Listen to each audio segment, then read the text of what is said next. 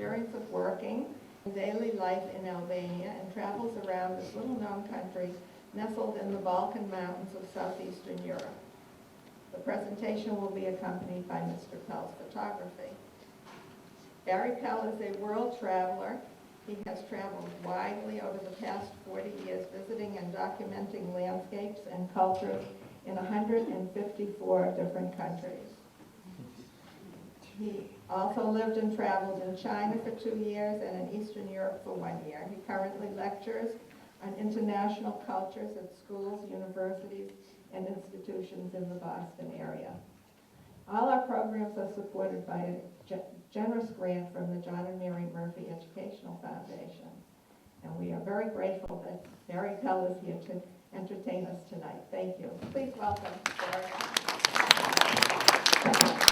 Thank you, Connie, for that wonderful introduction. And Mira Broma. My name is Barry Pell. I am a world traveler and photojournalist, and as Connie indicated, I have had the opportunity and the privilege during the past 4 decades to travel and photograph in now 156 countries. And the primary objective of when I travel is to promote awareness and understanding of foreign countries when I come back to the United States, to show perhaps a different side of life in foreign countries than one sees when we're fed a steady diet on the news of wars and famines and natural disasters and such, and to try to provide a more balanced image of these places, particularly the people and cultures in these countries, and especially places in the developing world that are lesser known by Americans. Now, certainly Albania qualifies as one, except perhaps to native Albanians, Albania qualifies as one of those lesser known, little known places in the world, especially over the last couple of decades. And as Connie indicated, my wife and I did live and teach English and travel throughout Albania in the 2009-2010 school year. Now, although Albania is part of Europe, it's just east of Italy, across the Adriatic, and north of Greece, living there was like traveling back in time, perhaps to America of the 1950s in this capital, Tirana. And if you went out in the countryside, it was perhaps like traveling back in time 100 years or more. Now, when I say that, I don't mean in terms of technology and modern conveniences.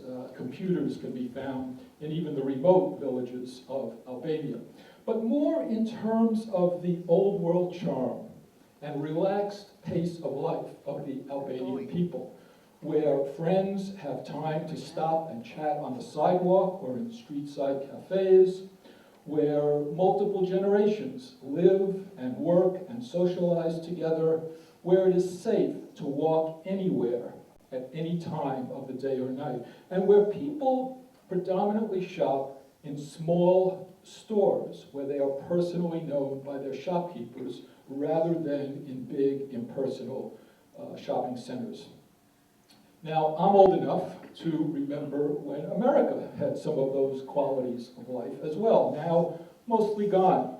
And it was certainly refreshing, a refreshing change of pace for us to experience that more natural and what we felt was a healthier lifestyle for the year that we were living in Albania. And so, in this program, what I want to do is tell you a little about the culture of this wonderful culture of the Albanian people, to tell you something about what our life was as Americans living and teaching in the country, in the capital, and finally to show you some of the very beautiful landscape of this small country that is nestled in the Balkan Mountains.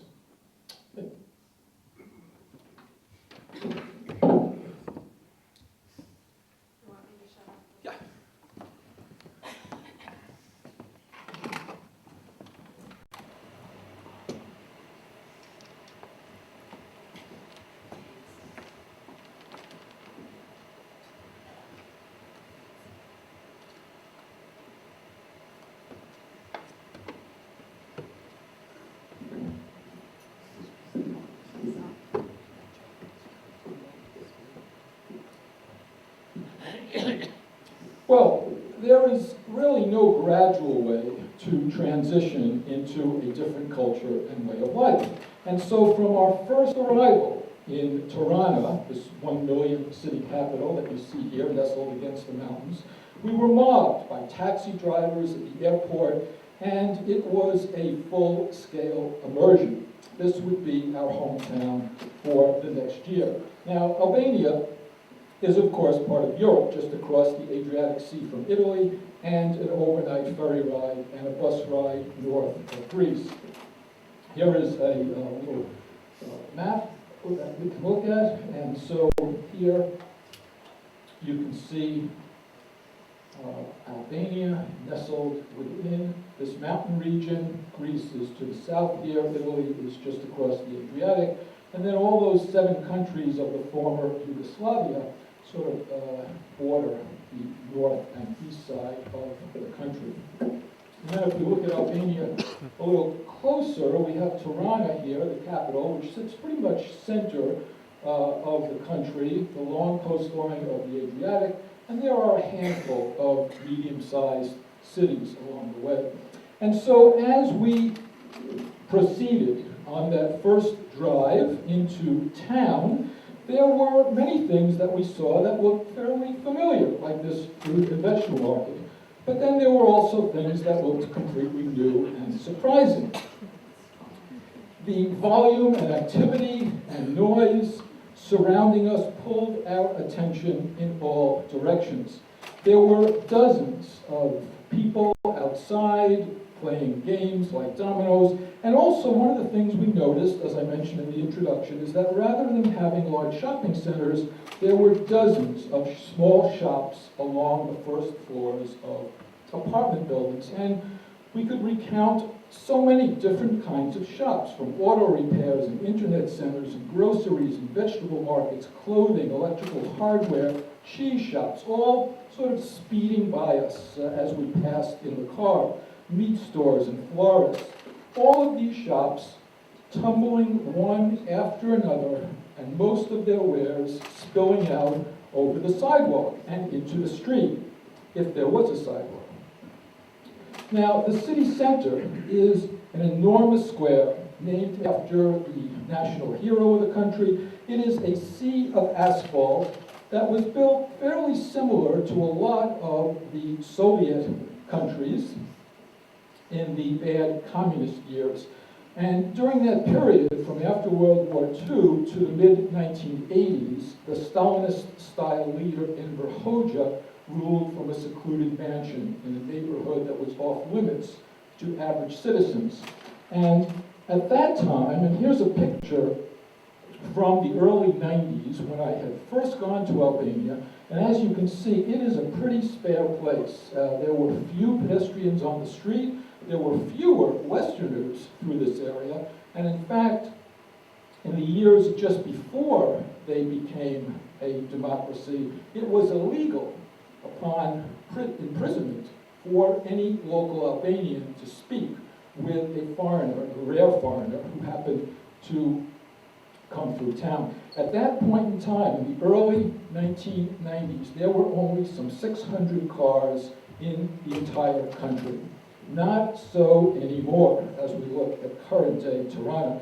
Albania's recent history made a complete about-face when communism ended in 1992. And if you compare the Stalinist grip that the dictator had with the press freedoms that exist today, with the capitalism, rampant capitalism that exists now in the country, the changes in Albania have probably been the most dramatic of the former communist countries. Now, arriving at a place where most signs aren't in English was a little bit challenging at first, certainly. And our steep learning curve proceeded from the very first day. Now, despite the language barrier, what we found immediately was the friendliness and easygoing nature of Albanians. It was unmistakable. And certainly living in a former communist country, We didn't know whether Albanians would embody that hard, indifferent Soviet attitude or more of a live and let live Italian, Mediterranean temperament. We found out very quickly that it was definitely the latter.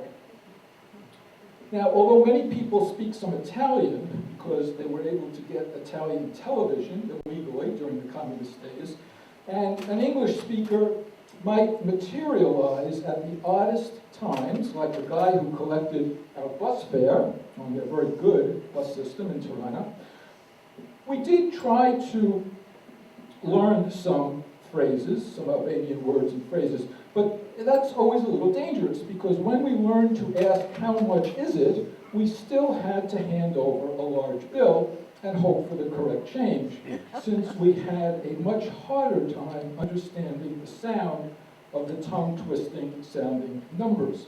The Albanian language is, to say the least, challenging, and it is especially hard to pronounce, with lots of words that use X, H, and J, and a few other consonants, often all three of those letters adjacent to each other in the same word. But one example of the sweetness of Albanians was their sympathy to our language dilemma, ready with a calculator to indicate the price, or writing it on a pad, or with 3 or 4 outstretched fingers. Unfortunately, prices aren't too high. Now, of course, our Albanian, now I'm going to just focus this a little bit. There's a little bit out of focus.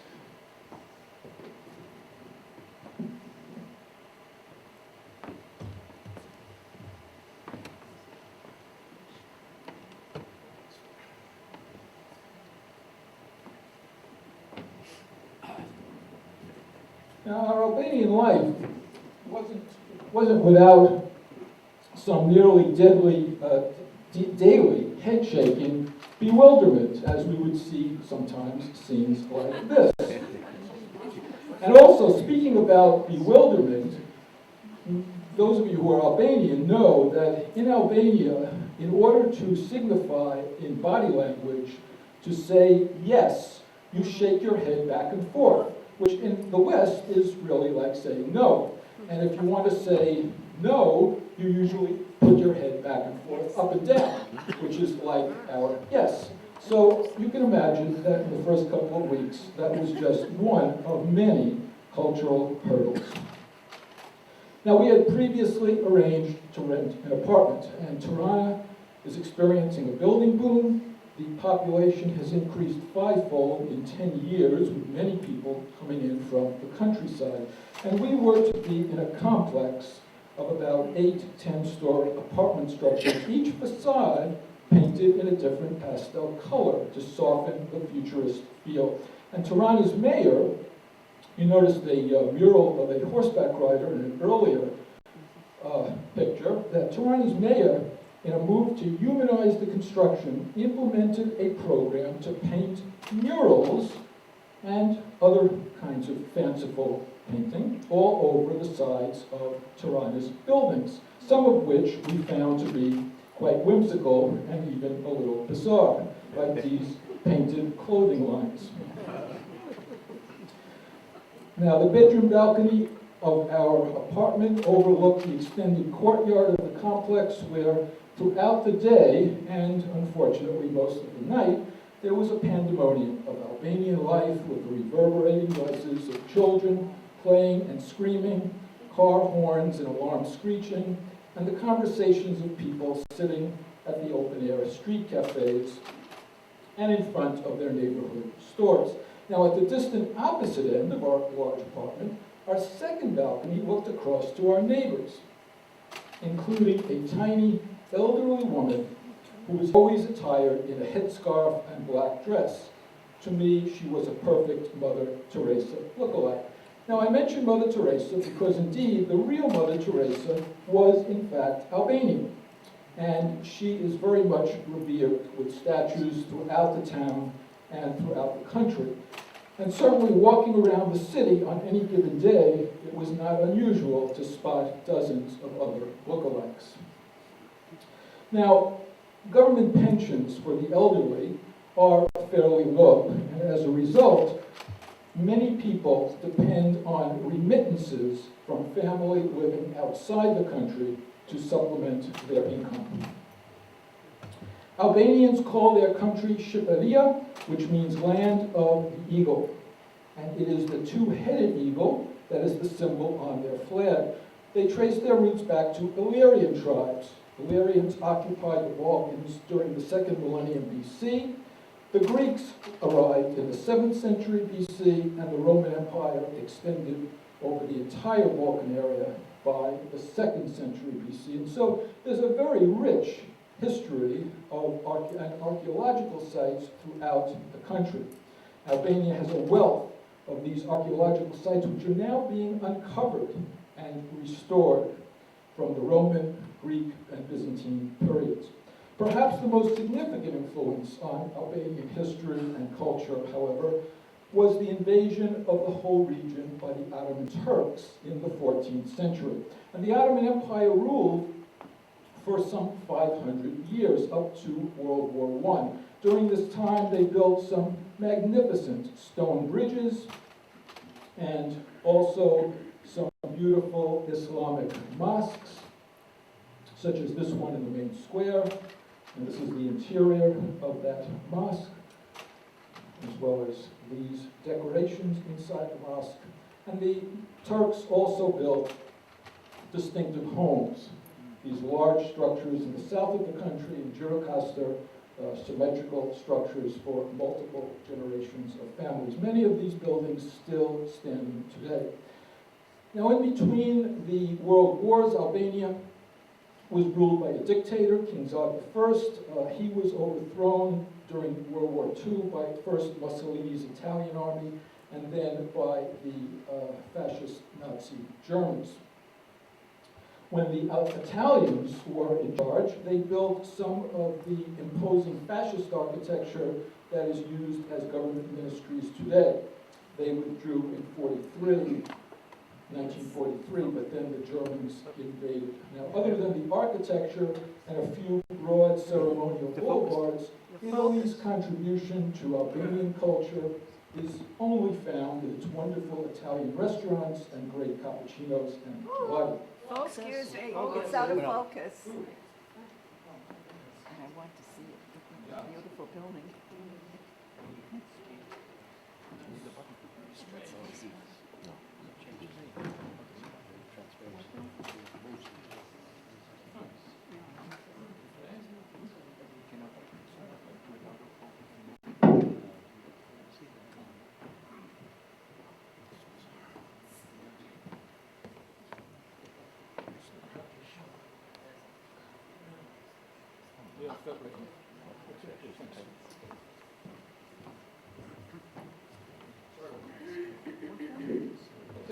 So, with all this, these decades of fascist rule, it was perhaps understandable why, after World War II, communism took hold in Albania.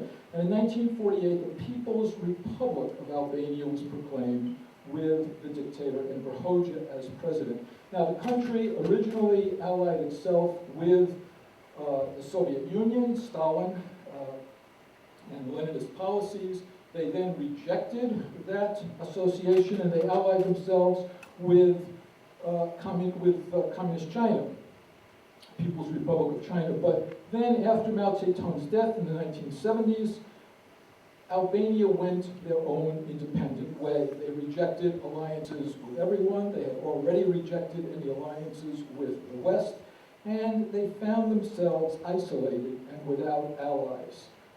From that time on, the economy was devastated and food shortages were rampant. Now, in the 1980s, as many of the Eastern European countries were fighting against their communist system, so too were young Albanians. And this is a martyr cemetery from some of those young people killed in the early days of their rebellion against the communist system, now in a cemetery in the hillside above Tirana.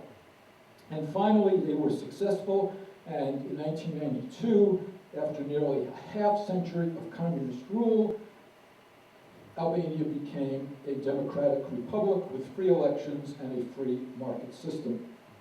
And so post-communist prosperity, and of course the freedom to buy things, which is most important, has brought thousands of new vehicles into the country, as opposed to the 600 or so they had before. Now, this wouldn't be too much of a problem. Of course, it's created a lot more traffic congestion. But the real problem with having all these new cars is that it also means that there are all these new drivers who have only been driving for a couple of years. And so what we found in our early times as pedestrians, since we didn't have a car, was that lane markings on the road appeared to be meaningless, and sidewalks offered an excellent detour during traffic backups. Parking anywhere seemed to be fine, and even traffic lights seemed somewhat optional, and apparently didn't apply to motorbikes. And of course, similar to many developing countries, the horn was a wonderful expression of freedom compared to the morgue-like silence that had enveloped Albania during the Enver Hoxha years. Now, perhaps also understandable, after so many car-free decades, Albanians had a love affair with their vehicles, mostly Mercedes and other German makes, which they import or bring across in some ways. And the other result of all of this new driving is that Albania has become one of the countries with the highest rate of traffic accidents in Europe. And it is common throughout the country to pass decorated roadside monuments such as these, with graves of people killed in accidents at those spots. Now, one of the first things that told us about the goodwill and charm of the Albanian people was when we began traveling around the country. And we would go in shared vans, which carried about 10 or 12 passengers, to see the country. And we'd often pass very beautiful spots where we had a desire to stop and take pictures. Now, normally, when you do something like that, the other passengers are not in a country are not very receptive to being delayed and stopping. But the Albanian people encouraged stops. They saw how beautiful and how desirous we were of recording the beauty, taking pictures, that they offered to stop. And they had no problem whatsoever with these delays. They expressed pride in their country's landscape. And certainly such consideration is rare in our travel experience. It's another example of the generosity of spirit of the Albanian people. And Albania is only slightly larger than the state of Maryland, so most trips, which were on generally smooth paved roads, were no more than 4 or 5 hours. Now, during our Albanian year, my wife and I both taught English, and Albanians certainly have an impressive and surprising knowledge of foreign languages. Perhaps it's because they are a small nation surrounded by many others with different languages whose people have migrated across borders for centuries. Or perhaps they simply accept that Albanian is little known or used in the business world outside of their country. Whatever the reasons, the reality is that we routinely met people who could speak 4 or 5 languages. And this was particularly remarkable among young teenagers who seemed amazed that their counterparts in the United States grudgingly, in general, fulfill a few years of Spanish or French as a high school requirement. And Tirana, the center of modern Albanian life, is awash in private foreign language schools. There are also English is also taught at the public schools, but the quality of education is not as good as the private schools. Tirana has also some 6 or 7 colleges, including one that's called the University of New York, which has absolutely no relationship with New York University, as well as an amusingly named school called UFO University, which actually has nothing to do with alien spaceships, even though they have a logo on the left that looks a little alien, but they are actually a medical school. Now, in the first few weeks of our living in Albania, we went around with our resumes and found a number of different jobs where we cobbled together some 20 to 22 hours of teaching, which is all we wanted to, at the high school level as well as adults, and we also did some tutoring. Now, nearly every social meeting and business transaction in Albania includes having coffee at a cafe, and no national custom is as universally characteristic of Albania as its coffee culture. From early morning until late evening, Albanians sit at cafes, occasionally sipping from tiny cups of macchiato or cappuccino, often smoking, and sometimes accompanied by a small vial of rocky liqueur. Meeting a friend on the street, arriving for a job interview, paying our rent each month was immediately followed by an invitation of let's have a coffee. And during most of the year, when the weather is warm and dry, the cafe tables and chairs spill out onto the sidewalk. It seemed to me that at any given time of day, nearly 20% of Tirana's 1 million inhabitants seemed to be settled in at a cafe. Now, looking at some of the people along the street and in the cafes really pointed up the changes that were occurring so rapidly in Albania. The young women, often with spiky-heeled shoes and low-cut blouses, flashy lipstick and nail polish. The old women in their black, high neckline robes and head wraps. And certainly these differences are but one symbol of the monumental transition that Albania is experiencing from its conservative Balkan seclusion to European assimilation. Now, at many of these cafes, I was initially disappointed that they did not serve food. But I soon discovered that Tirana probably has more bakeries per capita than anywhere. And on nearly every block, there is one, often two or three bakeries with window displays offering a wide array of cakes, croissants, eclairs, and creamy pastries. The only drawback, if you will, to these foods is that they are not made with any preservatives. So naturally, I had to eat them right away. And also in great number, there are bread shops, very adorably called in Albanian, Faripuk, where the freshest breads and rolls are prepared. These are true bakeries with baking ovens and wonderful smells, where you can buy even multigrain and whole wheat for an average of only 70 cents a loaf. The produce markets are as frequent as the bakeries, open-air shops with an abundant amount of fresh fruit and vegetables, nuts, olives of all types because of their close proximity to Greece, eggs, which by the way are sold individually and placed in a plastic bag, which you carry very gingerly back to your apartment. And there are also individual merchants, old men and women with deeply etched faces and very plainly dressed, who arrive from the countryside to sell their small piles of farm produce at makeshift cardboard stands on street corners. It's all locally and organically grown. And during the Christmas holiday season, men keep live turkeys in line at the markets to be bought for the traditional New Year's dinner. There were also fresh fish markets where whole fish, called peshk in Albanian, are selected and then gutted, scaled, and cleaned and slipped into a plastic bag. And we frequently feasted on the popular sea bass, which is actually prohibitively expensive for us in Boston, but in Tirana was about $5 a pound. Now, despite so many shops to choose from, people tend to return to their favorite places. And after only one or two visits, we also became familiar to many of our merchants who greeted us and perhaps even gave a little extra attention to the foreign couple. Unlike the usual weekly shopping done in the States, people in Albania typically buy small amounts of fresh food daily, partly because they walk to the shops and carry their purchases home, and partly because they have small refrigerators.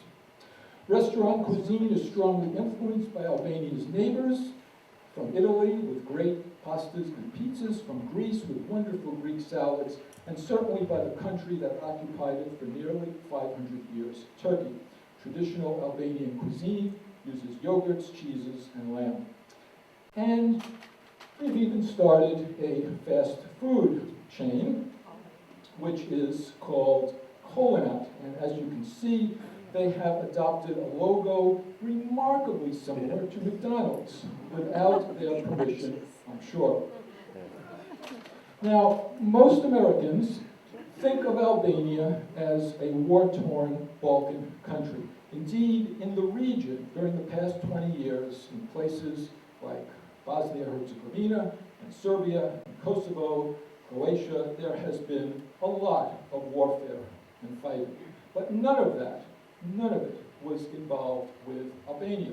The closest Albania came to that was that in Kosovo, the republic, the province of Kosovo, when it fought for its independence from Serbia, was mostly a fight of Kosovo Albanians, ethnic Albanians, against the Serbian government. And so to that degree, Albania had a connection, but no fighting occurred on Albanian land. Nevertheless, it was the United States that came to Kosovo's and the Albanians' rescue by helping further their move toward independence by bombing Belgrade and Serbia. And that certainly promoted their Kosovo's getting its independence. As a result, President Clinton is commemorated in Kosovo with statues to him, such as this one, and even in Albania, Americans have benefited from America's beneficence to the Albanian Kosovars by being much liked and welcomed. In Tirana, there are places like George W. Bush Boulevard for his help in getting Albania into NATO, and we even saw some graffiti toward President Obama, "I love you." So it was very nice, as Americans in particular, to be there. Okay, I'm going to just change the slides. No.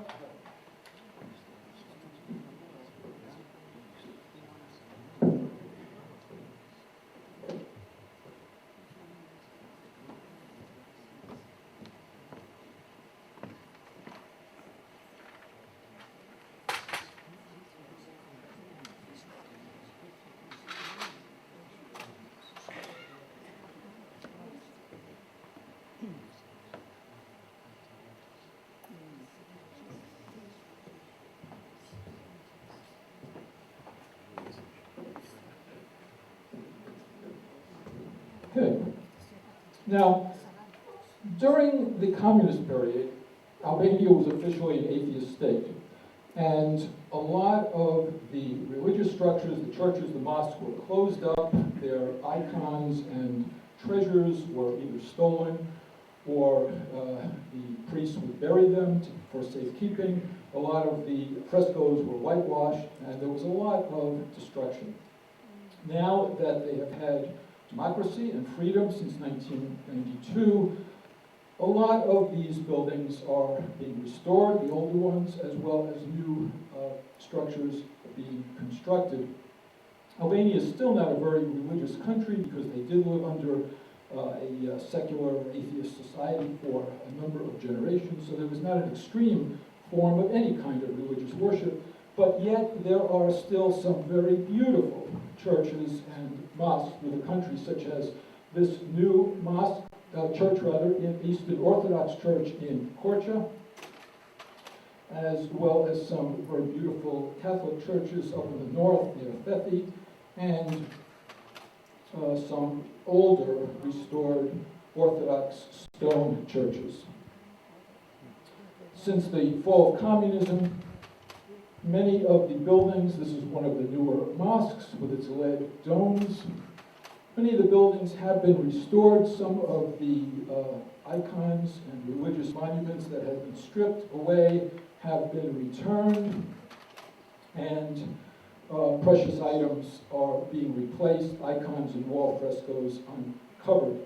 And so during the communist time, instead of having the worship of God under religion, the worship was intended to be directed toward the dictator, Emperor Hoja. He was the god. There was a cult of personality, similar to Mao in China and Stalin in Russia. And he demanded complete obedience. People, for example, had to show up on his birthday to wish him well each year at a park north of Tirana, where there is this still beautiful Mother Albania statue.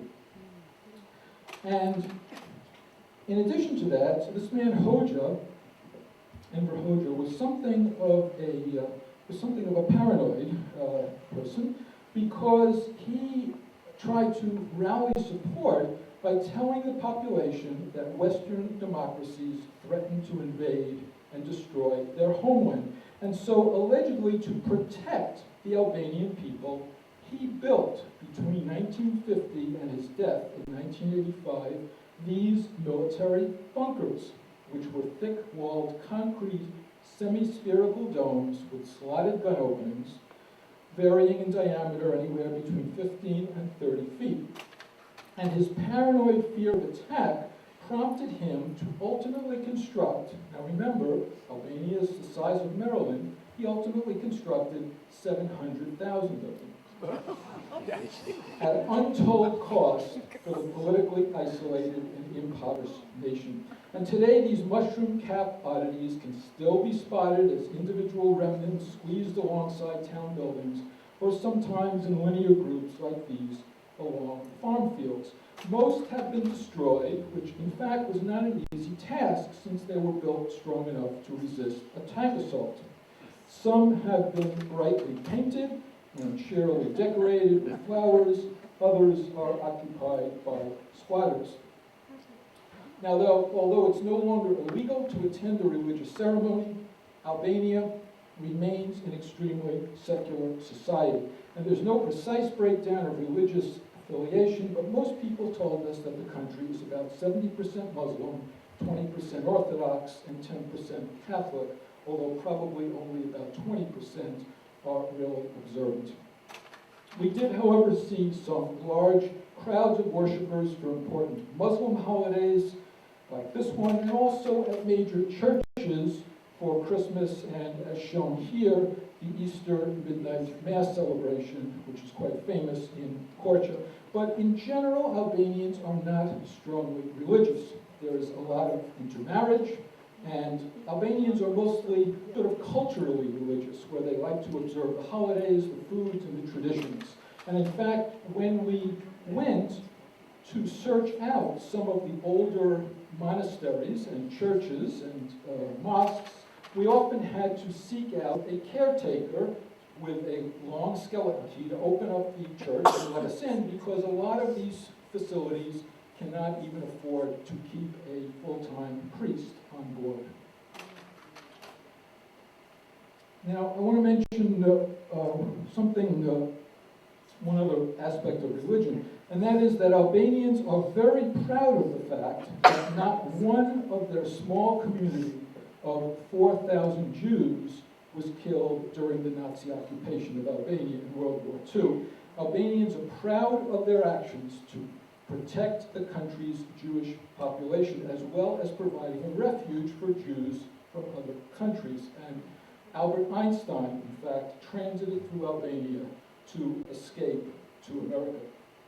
And the interesting story, of course, about this protection of Jews is that the people who helped the Jews survive and not be taken by the Germans in Albania were typically the Muslims.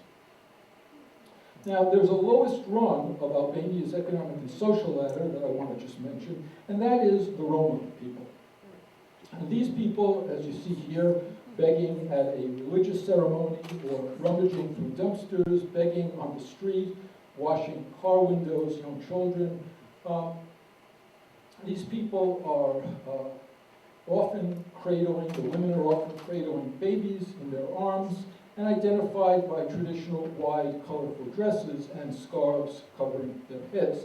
Now, there are about 8 million Roma living in Europe, especially in Eastern and Southeastern countries. and about 100,000 of them live in Albania. Many Albanians and other people mistakenly believe that the Roma, because of their name, originated from Romania, or that they are somehow associated with Rome, or perhaps they are associated or came from Egypt, because the derogatory name for Roma, of course, is gypsy. But indeed, anthropologists have shown that the Roma migrated to Europe from northwestern India in the 11th century, and they have been living in Albania for about 600 years. So I mentioned that there are about 100,000 of them living in Albania, a lot of them concentrated in Tirana. And unlike the majority of Albanians, Roma girls marry when they are 14 or 15 years old and dedicate their lives mainly to the bearing and taking care of children. And their population growth rate is higher than that of other Albanians. Now, before the 1990s, under the communist system, when jobs were pretty much guaranteed, the economic status of the Roma was pretty much the same as other Albanians. But once freedom was achieved, Roma went directly to the bottom rung of the Albanian society. And it's estimated that about 90% of Albania's Roma are now unemployed. Mostly, the reason for this is the inability of Roma to compete because of their low level of education. And about half of them are illiterate, and in fact, a lot of Roma families ask their children not to go to school, but to work to provide primary needs. And this is the main reason why they're in such dire straits.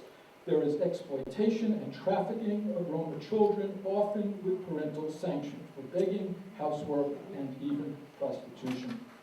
Another problem is that many Roma have poor housing conditions. Part of their communities were destroyed by the government with the promise of rebuilding them, but this has not yet been done. And the economic situation of the Roma is not too dissimilar from their bottom rung status in other European countries, but because Albania generally is relatively poorer than other European countries, so too is their Roma community. The marginalized condition of Roma has generated a lot of racism, and many Albanians view Roma as poor, dirty, stupid, and noisy, and they are blamed for a lot of criminality. In part, however, the difficulties of the Roma are also due to the persistent resistance by most of them to integrate into society. And my wife and I, when we had some extra clothing or something we wanted to give them, would be very welcomed in this friendly community. Most Albanians would not step foot in them. And as you can see, a lot of the Roma ghettos are right up close to the better apartment buildings in the countryside, in the city, in the suburbs. Now, since my travels in the country in the early 1990s, I've often wondered why Albania hasn't become more of a tourist destination. After all, Albania packs a lot into a relatively small area. There are impressive archaeological ruins from the Greek, Roman, and Byzantine periods. There are historic sites of more recent vintage. There are towns with Ottoman-era houses along steep hillsides and magnificent brick and stone Orthodox churches and monasteries with centuries-old icons and colorful wall frescoes and mosaics, as well as Islamic mosques with enormous lead-coated domes and with graceful minaret spires.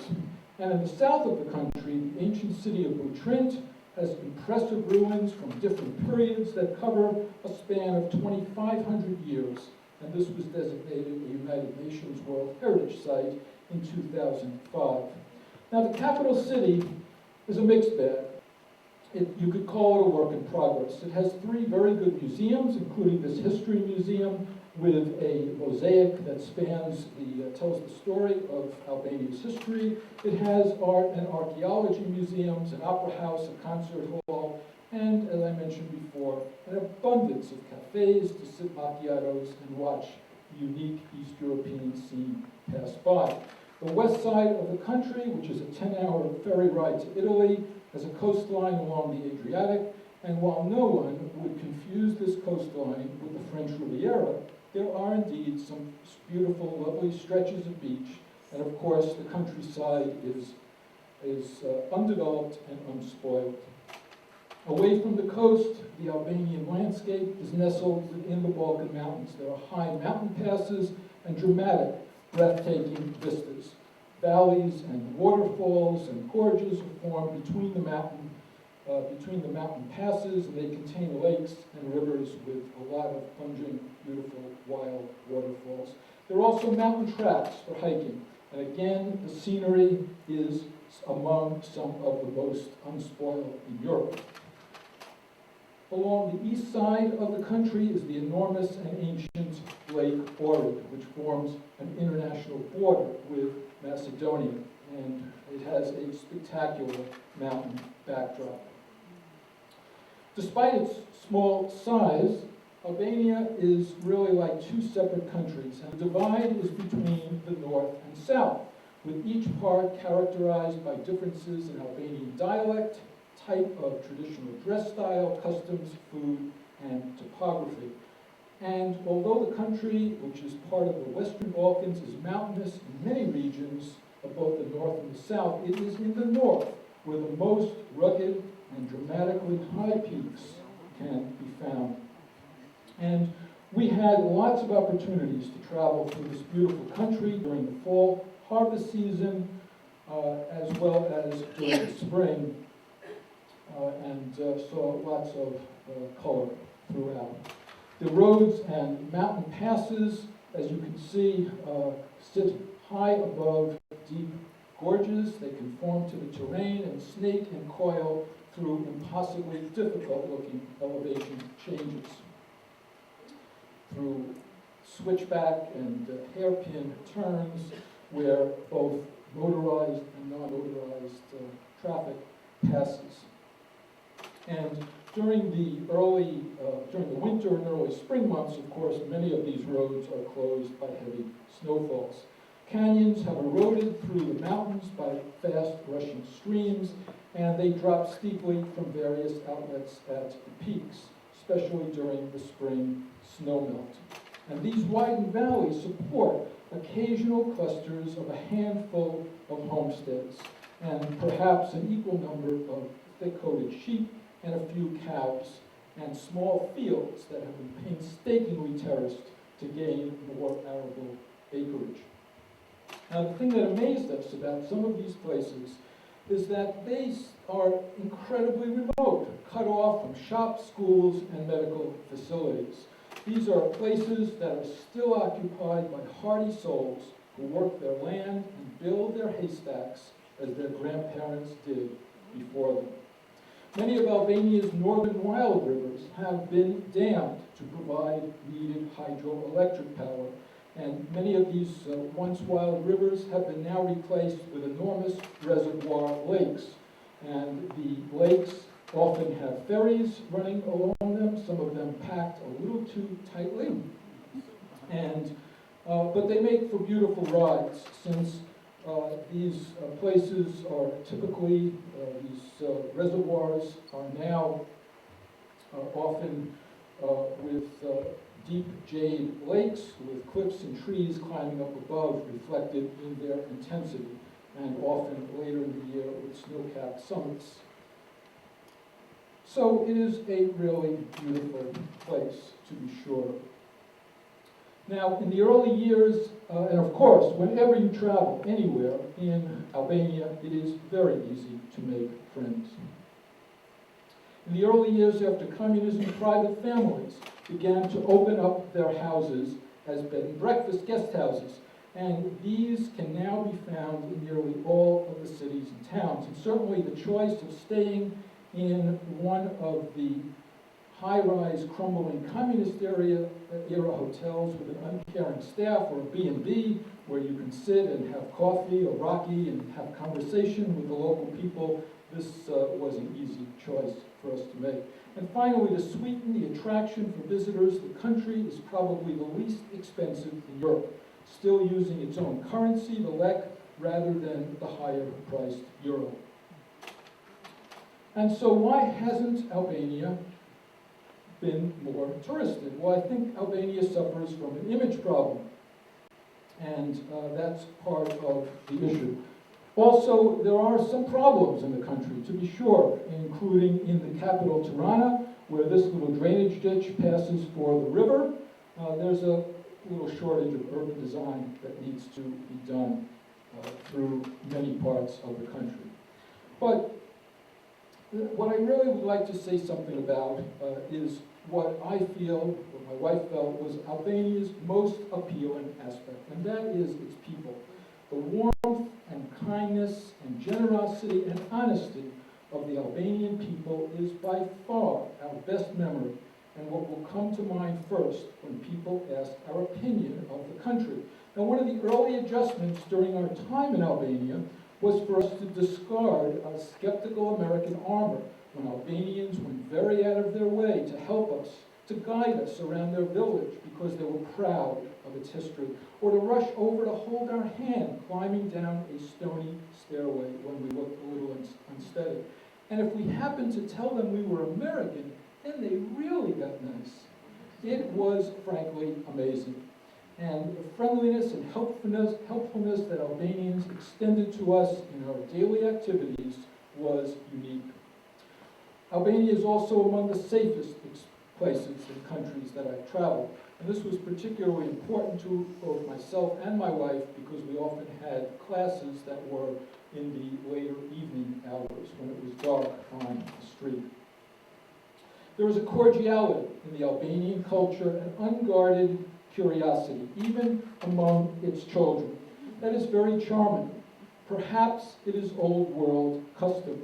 Tirana is really a small place, and we often saw people making unexpected encounters with friends along the street. Elderly men shared their news quietly. Adults and even teenagers greeted each other with handshakes and often two-cheek kisses, even between men. Men, young and old, exhibited an unself-conscious ease with their friends, walking arm in arm or holding hands. Certainly, this young democracy also has its share of growing pains: political corruption, environmental pollution, treatment of the Roma minority, poor urban design, to name a few of the problems. And many Albanians are cynical about their political leaders and pessimistic about the economic future. Yet more people are beginning to realize that change is possible. The media is doing more investigative journalism to expose corrupt activities. The largest forces for change, though, will be, I think, first the elimination of visas so that Albanians can travel freely in the rest of Europe, and secondly, Albania's entry into the European Union. Albanians, due to their culture and isolation, are among the most distinctive people I've known. They are fiercely proud of their heritage, yet they also attempt to emulate Western ways, or what they think are Western ways. Stores with names like American Style and Madison Avenue are anything but. And they are always anxious to know what we thought about their country, and they glowed with pride when we spoke positively about how well we were treated. We felt fortunate to have lived in Albania at a pivotal time in the country's history, with one foot squarely planted in the past with all its appealing and sometimes infuriating old world traditions and customs, while the other is dragging and kicking its way into the 21st century. Thank you very much.